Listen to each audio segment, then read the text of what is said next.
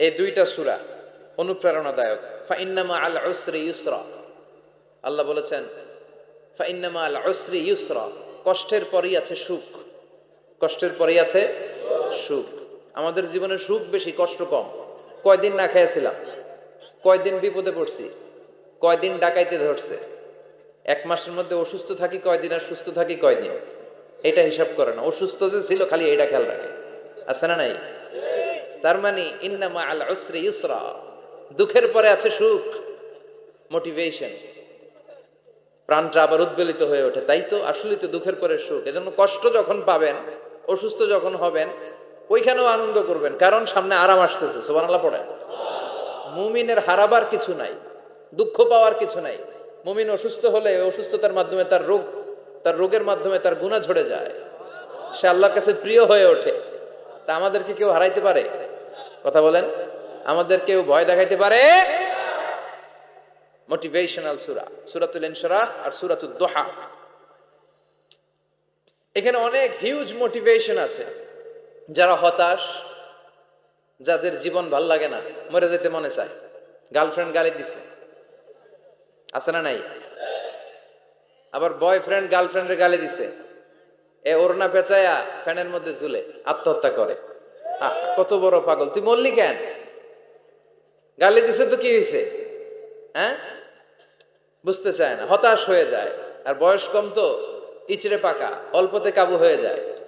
এই সূরাগুলো পড়ে না। এখানে আশার বাণী আছে। আজকে আমি জানি কথা শোনাবো আপনাদেরকে, শুরুতে আগে সংক্ষেপে বলে দিই। এই সূরার মূল কথা হচ্ছে, মানে সেন্ট্রাল থিম বা সাবজেক্ট ম্যাটার সূরাতুদ দুহার কেন্দ্রীয় আলোচ্য বিষয় হচ্ছে নিরাশ হবেন না, হতাশ হবেন না, হাল ছাড়বেন না, ভরসা রাখবেন কার উপর? মুমিনরা নিরাশ হয়, হতাশ হয়, হাল ছাড়ে নাকি ভরসা রাখে? কার উপর ভরসা? কার উপর? না নৌকার উপর, ধানের শীষ, নাঙ্গল, হাত পাখা, দাড়িপাল্লা, ভরসা থাকবে একজনের উপর। চিল্লায় বলেন, তিনি কে? Never be sad, never lose hope. Every time you feel like you cannot go on, you feel so lost that you are so alone. Don't despair and never lose hope, 'cause Allah is always by your side. Insha'Allah, Insha'Allah, Insha'Allah, you'll find your way. Insha'Allah, Insha'Allah, Insha'Allah, you'll find your way. Every time you feel like you cannot go on, you feel so lost that you are so alone. Don't despair and never lose hope, 'cause Allah is always by your side. Insha'Allah, pardon?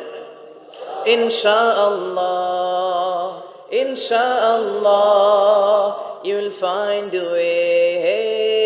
Insha'Allah, Insha'Allah, Insha'Allah, you'll find a way. ঠিক কি না? কি সুন্দর নসিব। Never lose hope, you will find your way.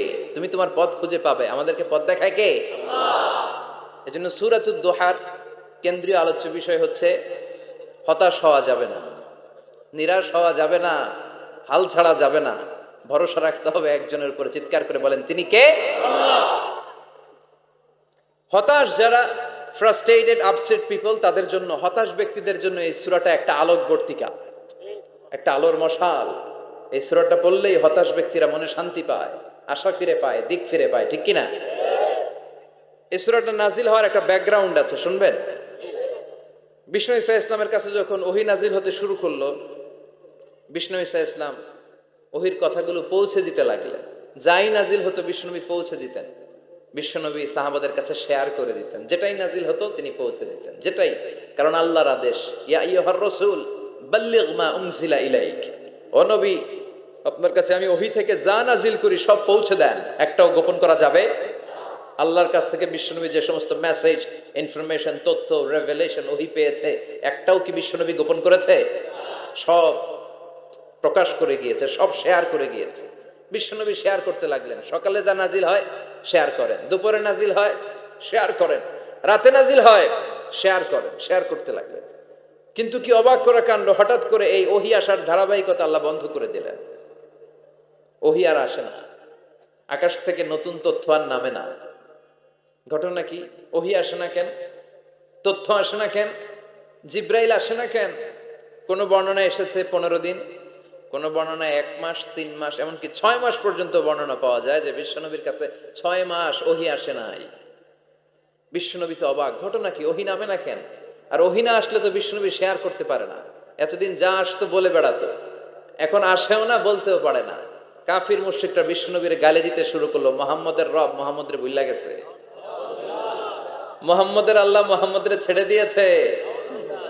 বিশ্বনবীর চাচি আবুল আহাবের স্ত্রী উম্মে জামিল বলতে শুরু করলো, কি মুহাম্মদ, তোমার শয়তানটা তোমার কাছে আসে না? না, শয়তান দ্বারা তিনি জিব্রাইলকে বুঝিয়েছেন যে তোমার জিব্রাইল তোমার কাছে আসে না। এভাবে সবাই গালমন্দ করতে শুরু করলো যে মুহাম্মদের আল্লাহ মুহাম্মদকে ভুলে গিয়েছে। বিষ্ণু ঈসা ইসলাম নিজেও হতাশ হয়ে গেলেন, কি রে ওহী আসে না কেন? আমার কোনো ভুল হচ্ছে না তো? আমার কোনো অপরাধ হয়ে গেল না তো? আল্লাহ কি আমার উপর অসন্তুষ্ট হয়েছেন? আল্লাহ কি আসলেই আমারে ভুলে গেছেন? আল্লাহ কি আমাকে ত্যাগ করেছেন? তিনি কি আমার উপর রেগে আছেন? আমরাও মাঝে মাঝে এরকম হতাশ হয়ে পড়ি। এরকম হতাশ লোক আছে না নাই? কিরে আমার দোয়া কবুল হয় না কেন? আল্লাহ আমার ডাকে সাড়া দেয় না কেন? আমার জীবনে এত দুঃখ কেন? আমার জীবনে তো ভালো কিছু হয় না, খালি সব কষ্ট আমার কেন? এরকম আছে না নাই? এরকম হতাশদের জন্য এই সূরাটা একটা আলোকবর্তিকা, মোটিভেশনাল সূরা। আলহামদুলিল্লাহ পড়েন। বিশ্বনবীকে আল্লাহ আশ্বস্ত করলেন আর এই সূরাটা নাজিল করলেন আর বললেন ওয়াদ-দুহা, ওয়াদ-দুহা। দুহা মানে আলো, দুহা মানে আলো, প্রভাতের সূর্য কিরণের শপথ। Look up, the sunlight, it's a very beautiful day out there. ও নবী হতাশ হবেন না, বেরোন, সকালের সূর্যটা কত সুন্দর, কি ঝলঝলে পৃথিবী, ফকফকে আর তকতকে, দেখলেই মনটা ভরে যায়, ঠিক কি না? দোহা, দোহা মানে আলো, আশার আলো, সম্ভাবনার আলো। আমাদের জীবনে আলোর দরকার আছে না নাই? আলো না থাকলে আমরা বাঁচতে পারবো? আলো লাগে বড় ভালো। এই আজকে আলো না থাকলে আমরা দেখা যেত? এজন্য কোরআনকে আল্লাহ আলো বলেছেন। কোরআনকে কি বলেছে? কিতাবুন আনজালনাহু ইলাইকা লিতুখরিজান নাসা মিনাল যুলুমাতি ইলান নূর। ও Muhammad, I've revealed this holy Quran unto you to lead the mankind out of darkness into the light. অন্ধকার থেকে লাইট, লাইট মানে কি? আলো, আলোর দিকে নেয়ার জন্য কোরআন পাঠিয়েছে। আবার বিশ্বনবীকেও আল্লাহ নূর, নূরের সাথে তুলনা করেছেন। আবার বিশ্বনবী আল্লাহর কাছে নূর চাইতেন, বলতেন আল্লাহ আমার ডানে আলো দাও, আমার বায়ে আলো দাও, আমার সামনে আলো দাও, পিছনে আলো দাও, উপরে আলো দাও, নিচে আলো দাও, আমার দেহে আলো দাও, আমার মাংসপেশির ভিতরে আলো দাও, আমার হাড্ডির ভিতরে আলো দাও, আমার জন্য তুমি আলো দাও। পড়েন আমিন। এজন্য আলো ছাড়া বেঁচে থাকা অসম্ভব। আল্লাহ তাআলা আলোর নামে সূরা দিলেন, সূরাতুদ দুহা, প্রভাতের আলো, প্রভাতের সূর্য কিরণের শপথ, আলোর শপথ। সুবহানাল্লাহ পড়েন। এরপর আল্লাহ বললেন ওয়াল্লাইলি ইযা সাজা, আলোর শপথ, সকালের, সকালবেলার সূর্য কিরণের শপথ। দ্বিতীয় আয়াতে আল্লাহ বললেন রাত্রিবেলার শপথ, যখন রাত্রিটা নিঝুম হয়, হয় নিস্তব্ধ, নিঝুম আর নিস্তব্ধ রাতের শপথ। তাহলে আল্লাহ আলোরও কসম কাটলেন, তারপরে অন্ধকারেরও কসম কাটলেন, ঠিক কিনা? আলো দ্বারা মূলত আল্লাহ তাআলা ওহীর আগমনকে বুঝিয়েছে, আর অন্ধকার দ্বারা আল্লাহ তাআলা ওহীর অনুপস্থিতি বুঝিয়েছে। এটা দিয়ে আল্লাহ বুঝাতে চাইলেন, ও নবী, কাফির মুশরিকরা আপনারা গালি দেয়, ওরা বলে যে আমি আপনার ভুলে গেছি, আমি আপনারে ত্যাগ করেছি, আমি আপনার প্রতি অসন্তুষ্ট। না না, আমি ইচ্ছা করে ওহী পাঠাই না, কারণ সব সময় আলো থাকলে ভাল লাগে না, কিছু সময় অন্ধকারের দরকার আছে না নাই? বুঝে শুনে উত্তর দিয়ে। 24 ঘন্টা আলো, 365 দিন খালি আলো আলো আরো আলো। যদি সূর্যের আলো সব সময় থাকে 365 দিন, ভাল লাগবে? রাতে ঘুমাবেন কেমন? আবার সব সময় ঘুটঘুটে অন্ধকার, আলো নাই, ভাল লাগে? ক্ষেত খামারে চাষ করা লাগবে না, বাজারে যাওয়া লাগবে না, তার মানে আলোরও দরকার আছে, অন্ধকারেরও দরকার আছে। এটা দিয়ে আল্লাহ বুঝাতে চাইলেন, নবী ওহী নাজিল করার জন্য দরকার আছে, মাঝে মাঝে ওহী বন্ধ রাখে আপনার বিশ্রাম দেওয়ারও দরকার আছে। চিৎকার করে পড়েন আল্লাহু আকবার। এজন্য আল্লাহ বললেন ওয়াদ-দুহা ওয়াল-লাইলি ইযা সাজা মা ওয়াদ্দা'আকা রাব্বুকা ওয়া মা ক্বালা ওয়ালাল আখিরাতু খায়রুল লাকা মিনাল উলা। সুবহানাল্লাহ পড়েন। ও নবী, প্রভাতের সূর্য কিরণের শপথ, নিঝুম নিস্তব্ধ রাত্রিবেলার শপথ, আলো আর অন্ধকারের শপথ করে আমি বললাম, আপনার প্রভু আপনারে ভুলে যায় নাই, আপনার উপর অসন্তুষ্ট হয় নাই। আমি আল্লাহ ইচ্ছা করে ওহী বন্ধ রেখেছি, কারণ ওহীর একটা পাওয়ার আছে। বারবার ওহী রিসিভ করলে আপনার স্নায়ু এটা সহ্য করতে পারবে না, আপনার দেহ এটারে বরদাস্ত করতে পারবে না। নবী, আমি আপনার প্রতি এত রহম দিল, এত ভালোবাসি, বারবার ওহী নিতে নিতে আপনার যে কষ্ট হয়, এই কষ্টটা আমার আল্লাহর সহ্য হয় না। এজন্য আমি আল্লাহ ইচ্ছা করে কিছুদিন ওহী বন্ধ রাখছি। সুবহানাল্লাহ পড়েন। তার মানে এই নয় যে আমি আপনারে ভুলে গিয়েছি, আমি আপনারে ছেড়ে দিয়েছি। আরে নবী, আমি তো আমার নামের সাথে আপনার নামকে জুড়ে দিয়েছি। লা ইলাহা ইল্লাল্লাহ মুহাম্মাদুর, যেখানে আমার আল্লাহর নাম সেখানেই বিশ্ব নবীর নাম আছে না নাই? আজান যখন দেই আল্লাহু আকবারের পরে বিশ্ব নবীর নাম আছে না নাই? একামতে আছে না নাই? আবার আল্লাহর জন্য যখন সালাত আদায় করি, শেষ বৈঠকে বিশ্ব নবীর উপর দুরূদ আছে না নাই? রাফা'না লাকা যিকরাক, ও নবী, আপনার নামকে আমি অনেক উপরে তুলে ধরেছি। আমার নাম যেখানে, আপনার নাম ওইখানে। গোটা বিশ্বব্যাপী আপনার নাম ছড়ায় যাবে।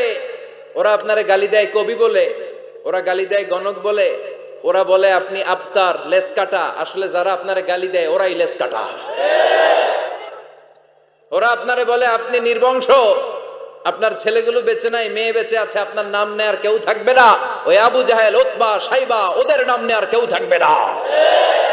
আপনি লেসকাটা নন, আপনি নির্বংশ নন। ইন্না শানিয়াকা, চিল্লায় বলেন ইন্না শানিয়াকা। যারা আপনারে গালি দেয়, যারা আপনারা নিয়ে কটু কথা বলে, ওরাই লেসকাটা, ওরাই নির্বংশ। ওদের বংশকে আমি আল্লাহই নির্বংশ করে ছাড়ি। চিল্লায় বলেন ঠিক কি না? ও নবী, মা ওয়াদ্দা'আকা রাব্বুকা ওয়া মা ক্বালা, আপনার রব আপনারে পরিত্যাগ করে নাই, আপনারে ভুলে যায় নাই, আপনারে ছেড়ে দেয় নাই। আপনার রব ইচ্ছা করেই ওহী নাজিল বন্ধ করে রেখেছে। আমি ইচ্ছা করেই আপনারে প্রেসার দিতে চাই নাই গো নবী, কারণ ওহী রিসিভ করা অনেক কঠিন। এটা আস্তে আস্তে আপনি অভ্যস্ত হবেন। সুবহানাল্লাহ পড়ে। ওহীর একটা পাওয়ার আছে না নাই? আমরা তো কি মজায় মজায় কোরআন পাইছি। এই যে কি সুন্দর কোরআন নিয়ে বসে পড়ি, তাফসীর করি, কি মজার কোরআন। আহা, এই কোরআনটা রিসিভ করতে যে বিশ্বনবীর কত কষ্ট হয়েছে। এই কোরআনকে আল্লাহ বলেছেন এটা কাউলান সাকিলা, very heavy and weighty word. এটা অনেক ওজনওয়ালা কথা। ইন্না সানুলকি আলাইকা কাউলান, এটার অনেক ওজন। এই কোরআনটা যদি পাহাড়ের উপরে নাজিল করা হতো, পাহাড়গুলো দুমড়ে মুচড়ে ভেঙে টুকরো টুকরো হয়ে খান খান হয়ে যেত। ঠিক কি না? এত কঠিন বানিয়ে এটা। ও নবী, আমি আলোর সাথে ওহীর মিল ঘটিয়েছি, আলো দিয়ে ওহীকে বুঝিয়েছি। সূর্যের যেমনি কিরণ আছে, তেজ আছে, এই ওহীরও একটা তেজ আছে। এই তেজ, এই কিরণ আপনি সব সময় সহ্য করতে পারবেন না। এজন্য আমি ইচ্ছা করে কিছুদিন ওহী নাজিল করা বন্ধ করে রেখেছি। সুবহানাল্লাহ পড়ে। ইচ্ছে করে আমি নাজিল করি নাই।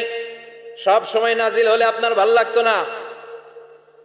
বুখারীর বর্ণনা, মা আয়েশা বলতেন, শীতের রাতে, কনকনে মাঘ মাসের শীতের রাতে যখন বিশ্বনবীর উপর কোরআনের আয়াত নাজিল হতো, বিশ্বনবী ঘেমে ঘেমে একাকার হয়ে যেতেন।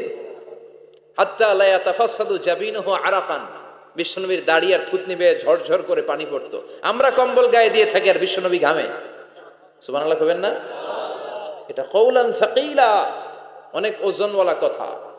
আবার বিশ্বনবী যখন ওটের উপরে বসে থাকা অবস্থায় কোরআনের আয়াত নাজিল হতো, ওটের বুকটা মুহূর্তের মধ্যে বালুর মধ্যে, জমিনের মধ্যে লেগে যেত। ঘোড়ায় চড়া অবস্থায় বিশ্বনবীর কাছে যখন কোরআন নাজিল হতো, ঘোড়ার পা গুলো মরুভূমির বালুতে দেবে যেত। মাঝে মাঝে বিশ্বনবী সাহাবাদের রানের উপরে, পায়ের উপরে মাথা দিয়ে শুয়ে পড়তেন, ক্লান্ত শ্রান্ত। যায়েদ বিন হারেসা, বিশ্বনবীর পালক পুত্র, তার পায়ের উপরে মাথা রেখে বিশ্বনবী একবার কথা বলতে বলতে ঘুমিয়ে পড়লেন। ঘন্টাখানিক ঘুমালেন। যায়েদ বিন হারেসা বলে, আমার কাছে তেমন কোনো কষ্টই হচ্ছে না, বিশ্বনবীর মাথাটা খুব বেশি ওজন মনে হচ্ছে না। ঘন্টা খানিক পর বিশ্বনবী চোখ খুললেন, আর খোলা মাত্রই ওনার উপর ওহী কোরআনের আয়াত নাজিল করতে শুরু করলো। কে? যায়েদ বিন হারেসা বলে, যখনই কোরআনের আয়াত নাজিল হতে শুরু করলো, আমার মনে হচ্ছে বিশ্বনবীর মাথাটা 50-60 কেজি ওজন বেড়ে গিয়েছে। বিশ্বনবীর মাথার ওজনে আমার পায়ের রান ফেটে যাবে, আমার পায়ের হাড্ডি ফেটে যাবে, আমার পাটা ভেঙে খান খান হয়ে যাবে মনে হচ্ছিল। তার মানে কোরআনের আয়াত যখন নাজিল হয়, বিশ্বনবীর উপর একটা প্রেসার আছে না নাই? এই জন্য আল্লাহ বললেন, নবী আমি আপনার ভুলে যাই নাই। কাফেররা যেমনি আপনারে গালি দেয় যে আমি আপনারে ভুলে গিয়েছি, আপনার উপর আমি অসন্তুষ্ট, নেভার, অসম্ভব। আমি আপনার উপর কখনো অসন্তুষ্ট নই, বরং আমি ইচ্ছা করি আপনার উপর থেকে প্রেসার কমিয়ে দেওয়ার জন্য কয়েকদিন ইচ্ছা করে আপনারে ছুটিতে রাখছি। সুবহানাল্লাহ পড়েন, যাতে করে আবার এনার্জি গায়ে নেওয়ার পরে নতুন করে কোরআনের আয়াত রিসিভ করার জন্য আপনি সক্ষম হন। চিল্লায় পড়তে হবে আল্লাহু আকবার। এজন্য আল্লাহ বললেন, ওয়াদ-দুহা ওয়াল-লাইলি ইযা সাজা মা ওয়াদ্দা'আকা রাব্বুকা ওয়া মা ক্বালা ওয়ালাল আখিরাতু খায়রুল লাকা মিনাল উলা। এরপর আল্লাহ বললেন, নবী ওয়ালাল আখিরাতু খায়রুল লাকা মিনাল উলা, and verily indeed the hereafter is far better for you than this dunya. এই দুনিয়ার চেয়ে আপনার জন্য আখিরাতটা অনেক দামি। খায়রুল লাকা মিনাল উলা, এই দুনিয়ার চেয়ে আখিরাতটা অনেক শ্রেষ্ঠ। এতে আল্লাহ বললেন দুনিয়ার চেয়ে আখিরাত শ্রেষ্ঠ, আর এক আয়াতে আল্লাহ বললেন দুনিয়ার চেয়ে আখিরাত হলো স্থায়ী। ঠিক কি না? বাল তু'থিরুনাল হায়াতাদ দুনিয়া ওয়াল আখিরাতু খায়রুন ওয়া আবকা। তোমরা দুনিয়ার জীবন নিয়ে পাগল পাড়া হয়ে থাকো, আল্লাহ বললেন দুনিয়ার জীবনের চাইতে আখিরাতের জীবন শ্রেষ্ঠ এবং স্থায়ী। ঠিক কি না? কার কথা? দুনিয়া স্থায়ী না আখিরাত স্থায়ী? দুনিয়া শ্রেষ্ঠ না আখিরাত শ্রেষ্ঠ? কিন্তু আমরা কোনটার পিছনে দৌড়াই? খালি দুনিয়া দুনিয়া। দুনিয়া কে মজা লে লো, দুনিয়া তোমারি হ্যায়, কিন্তু জান্নাত কে মজা লে লো, জান্নাত তোমারি হ্যায়, ওইটা কয় না? আছে না নাই? দুনিয়ার পেছনে পাগল হয়ে আমরা পড়ে থাকি। এই দুনিয়ার জীবনটা একটা মায়াজাল, এটা একটা মরিচিকা। এই মরিচিকা, এই ধোঁকা, এই লালসা আর এই মায়াজালের পেছনে আমরা ছুটছি। ছুটতে ছুটতে হুট করে একবার কবরের ভিতরে ঢুকতে হবে। কথা বলেন, তখন আমাদের টনক নড়বে। এই জন্য দুনিয়া মুমিনদের জন্য শ্রেষ্ঠ আর স্থায়ী জায়গা নয়। মুমিনের আসল জায়গা হচ্ছে আখিরাত। মুমিনের শান্তি আর কল্যাণের জায়গা হচ্ছে আখিরাত। জান্নাত হচ্ছে মুমিনের শেষ ঠিকানা। চিৎকার করে বলেন ঠিক কিনা? সেটাই বিশ্বনবীরে বললেন, নবী কাফির মুশরিকদের কথা আপনি কান দিবেন না, ওদের কথায় হতাশ হবেন না, নিরাশ হবেন না, হাল ছাড়বেন না, ভরসা রাখবেন কার উপর?